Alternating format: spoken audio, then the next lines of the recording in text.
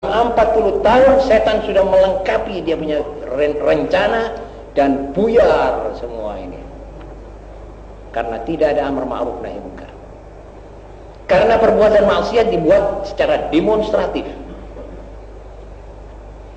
Dan tidak ada yang menegurnya.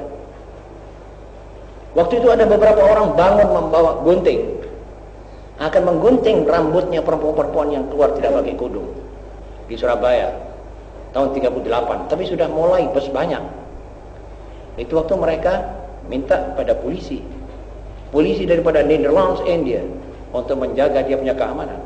Dijaga oleh polisi. Memang itu tujuan salibisme internasional. Ya ini yang dimaukan. Dapat bolo dia. Akhirnya clash. Akhirnya beberapa orang itu dimasukkan dalam bui. Waktu itu namanya bui. Penjara. Wassallallahu wabarak. Berhenti itu. Takut. Saudara-saudara, pada tahun ini sampai kepada batas yang kita lihat. Badan dibuka. Pangkal paha hampir kelihatan. Dan baju ditipiskan lagi.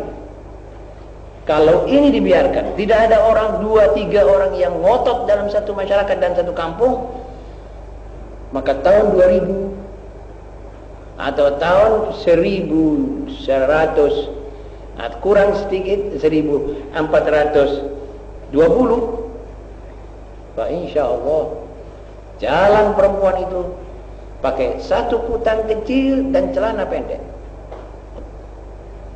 Wah, ini akan berjalan. Jangan saudara bilang ini mustahil. Sebab yang buyar sama sekali tidak pakai secabik kain pun sudah berjalan di Eropa. Sudah ada orang yang satu kumpulan khas yang jalan seperti mana dia mulai lahir. Baru lahir, tidak pakai apa. Laki perempuan. Ini karena dan karena setan berhasil di sini, maka rencana-rencananya semua berjalan.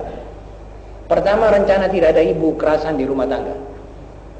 Sebab dia sudah mesti mendemonstrasikan potongan rambutnya, sanggulnya, mesti mendemonstrasikan semua. Bulu matanya yang pasangan itu sebagaimana yang saya terangkan dalam 2-3 kali majelis ini.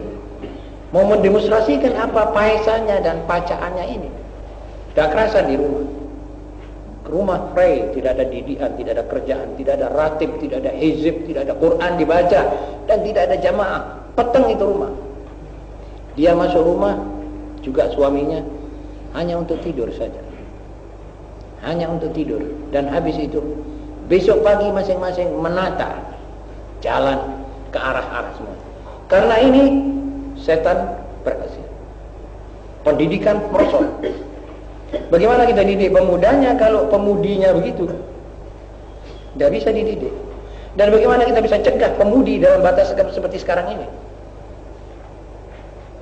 Ada orang bilang begini kepada saya, coba ada orang wali ya, biar ini kena kualat. Saya bilang ini masalah, bukan masalah kualat ini, masalah kesadaran dalam dari batinnya. Bagaimana? Siapa yang bisa menyadarkan bahwa ketelanjangan ini adalah sama dengan keprimitivan? Ini satu kekolotan. Dan ini adalah mengikuti hawanya setan. Dan ini akan membawa kita ke neraka. Dan perempuan yang pakai kudung lebih terhormat, lebih aji, lebih dihargai oleh sang laki-laki. Dan laki-laki bukan bodoh. Laki-laki tahu. Dan hampir tidak ada perempuan yang membuka auratnya lalu dia selamat dari maksiat. Tak tahu kalau itu perempuan akan turun dari langit nanti, saya tidak tahu. Tapi yang dilahirkan di dunia tidak ada. Perempuan yang sudah sengaja keluar rumah tanpa mengingat aurat, tanpa tahu malu, ini perempuan sudah tidak bisa tidak kepingin ditegur orang. Mana itu suami-suaminya? Mana itu ayah yang memelihara, yang tahu amanat ini? Sepi semuanya. Lah ini sekarang berkembang. Tunggu saja kalau kita diam. Dan kalau yang hadir majelis-majelis semacam ini tidak cepat-cepat sadar dan menyadarkan, buyar ini negeri dan buyar ini umat. Yang untung adalah setan. Yang tertawa lebar adalah lawan-lawan umat Islam. Sebab ini tanggul yang paling penting yang dibangun oleh Rasulullah SAW. Rumah tangga. Tanggul yang paling besar. Kalau itu tanggul bobol, sudah banjir tidak bisa direm. Pertama-tama banjir maksiat, banjir mungkarat, dan banjir alat maksiat dan mungkarat. Ma'asyiral muslimin. Dan di tengah-tengah masyarakat begini inilah orang menjual obat-obat anti hamil, obat-obat macam-macam. Maaf yang tidak boleh disebut nama-namanya di sini, tempat suci. Saya malu menyebut nama-namanya. Itu laris. Setan berkata kepada setan, sudah mari kita pray, ini anak-anak Adam akan bekerja sendiri. Kira-kira begitu suara setan hari ini. Kalau orang mau bicara tentang hal itu, dia malu. Dia berasa mungkin istrinya, mungkin anaknya. Jadi tidak ada ulama yang bicara tentang hal ini. Maka daripada itu ulama sekarang harus menantang rakyat, umatnya. Mari, kalau saya punya keluarga, ada yang begitu, saudara tegur. Tidak usah minta izin dari saya. Tidak usah melalui saya, saudara langsung tegur. Kamu salah.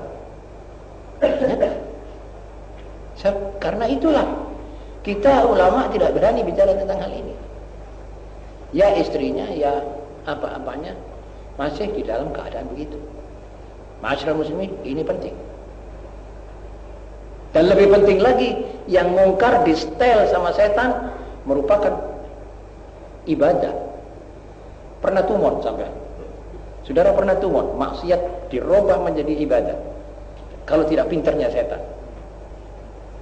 Tidak bisa saudara membayangkan itu. Apa itu dia? Qurra'ul hukam. Perempuan-perempuan, wanita-wanita keluar di TV, keluar di, itu maksiat. Tapi bocok Quran jadi. Bagaimana orang baca Quran kok dilarang? Ini maksiat. Pinternya setan di sini. Akhirnya berdiri pakai nama salawat ala Nabi sallallahu alaihi wasallam. Memang indah sekali itu amal oleh wanita-wanita dipakai di muka umum. Kalau sesama wanita saya tidak menjadi soal. Tidak didengar oleh orang laki-laki. Ini dilihat, demonstrasi. Besok lusa orang mengajar anaknya, kon belajar apa kon? Ya seperti mana sekarang ini, karena sudah umum. Kalau ada ibu anaknya mulai pakai sarung, kepingin minta sarung, dia bilang ojo. Kon itu kayak wong tua kon nek ada sarung. Wong masih arek. Hakal dia beranikan itu anak. Oh gitu, jadi baiklah. Inilah sebabnya saudara-saudara hendaknya kita mengetahui masalah ini. Jadi 40 tahun yang lalu setan sudah rampung menelanjangi anak Adam. Dan masing-masing disuruh lihat auratnya yang lain. Betul masalahnya. Ini khitah, ini politiknya setan sejak kedua orang tua kita, Adam dan Hawa di surga. Ayatnya mengatakan, ya bani Adam, wahai anak-anak Adam, la yaftinannakumus syaitan. Jangan kamu ditipu oleh setan. Kama akhraja abawaikum minal jannah. Bak mana mereka mengeluarkan, menjadi sebab keluarnya kedua orang tuamu dari surga. Yanzi'u anhuma libasahuma. Dia yang menyebabkan, dialah yang menanggalkan pakaian kedua laki perempuan itu. Menanggalkan. Liyuriyahuma sawatihima. Agar mereka berdua saling melihat aurat yang lain. Ini perbuatan setan. Dan perbuatan setan itu merupakan alat yang paling ampuh untuk merusak umat manusia ini. Karena ketelanjangan wanita lah orang-orang laki-laki keluar. Karena ketelanjangan wanita lah orang laki kepingin ngebut, dilihat orang perempuan sebagai orang gagah. Karena itu bukan pula orang laki kepingin minum. Karena itu pula orang laki mencuri. Karena orang perempuan yang telanjang itulah orang laki-laki sampai korupsi. Karena dia kepingin menemukan itu barang tidak ketemu kecuali dengan fulus. Dia cari fulus dengan haram dan haram. Jadi segala kemuncak maksiat adalah daripada ketelanjangan perempuan ini. Wahai perempuan, hormatilah dirimu. Wahai jenis ibu-ibu kita, hormatilah. Hormatilah dirimu, hormatilah agamamu. Hormatilah Tuhanmu. yang memberikan, apalagi yang ada rupa. Hati-hati meremehkan nikmat Allah Subhanahu wa taala ini. Tidak lama ini dunia. Tidak lama kalau sudah kita digulung, kita akan kembali kepada siapa? Fa aina tadhhabun? Aina tadhhabna? Antunna ayyatuhal niswa. Mau kemana kamu? Dapat tempat lain daripada ini? Dapat tempat pelarian selain daripada menghadap Allah? Tunggulah, tunggu. Atau insaflah. Insaf yang sebenar-benarnya. Mari kita atur cara bergaul, cara berjalan, cara berpakaian. Ini menurut yang diaturkan oleh Allah Subhanahu wa taala. Ma'asyiral muslimin. Sekarang tentang hasanat. Hasanat juga ada yang pasif, ada yang aktif. Inilah dia, alinea pertama. Berkata Syekh Sulaiman An-Nadawi, al-hasanatu qisman. Qismun salbi wa akharu ijabi. Wa anta idza i'tazalta ad-dunya fi gharin bisafhi jabal aw fi baytika ta'budu rabbak wa lam tabrahhu tula hayatik تصرف أوقاتك بالتبتل إلى الله فإن أحسن ما يقال فيك إنك اتقيت الشر ولم تقترف سيئة تذم عليها وذلك من الحسنات إلا أنها حسنات سلبية ولكن ماذا فعلت من الناحية الإيجابية من خير؟ هل حملت كلا أو نصرت مظلوما أو كسبت معدما أو أطعمت جائعا أو كسوت عاريا أو ساعدت فقيرا أو ذبت عن ضعيف أو هديت ضالا. Hasanat itu ada dua macam. Yang pertama aktif, sedang yang kedua pasif. Contohnya, jika Anda menyendiri di salah satu gua di lereng gunung atau di rumah Anda sendiri beribadah, tidak pernah Anda tinggalkan tempat itu sepanjang hayat demi menghabiskan umur beribadah, maka paling banter Anda akan dikatakan bahwa Anda berhasil menjauhkan diri dan tak dari kejahatan dan tak pernah berbuat penyelewengan, dan itu juga terhitung hasanat. Namun ia pasif, tidak pernah melakukan yang aktif. Pernahkah Anda memikul beban? Pernahkah Anda menolong orang yang teraniaya? Pernahkah Anda memimpi orang miskin? Pernahkah Anda mengenyangkan si lapar? Atau membantu seorang fakir? Atau menunjukkan jalan kepada yang sesat? Atau membela si lemah? Itulah yang aktif.